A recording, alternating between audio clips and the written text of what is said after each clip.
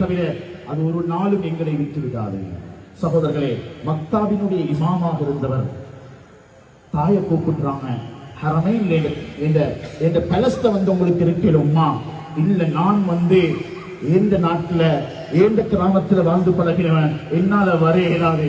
ஹரம் ஷரீஃபுடைய மினிஸ்ட்ரியை சந்தித்து இதோ ராஜினாமா கடிதம், என்னுடைய தாயை நான் பார்ப்பதற்காக வேண்டி, என்னுடைய தாய்க்கு நான் ஹிதுமத் செய்வதற்காக வேண்டி, என்னுடைய தாயை நான் பராமரிப்பதற்காக வேண்டி மக்களுடைய அந்த முசல்லா இமாமத்தை விட்டு விடைபெறுகிறேன், சென்று வருகிறேன் என்று சொல்லி அந்த பெரிய பதவிய, அந்த பெரிய இமாமத்தை, அந்த பெரிய இடத்தை விட்டுவிட்டு, சகோதரர்களே, அன்பார்ந்தவர்களே, அல்லாஹ்வின் நல்லடியார்களே, ஊருக்கு போய் சேருகின்றார். தாயே, உங்களை பார்ப்பதே காபாவை பார்ப்பதை விட சிறந்தது.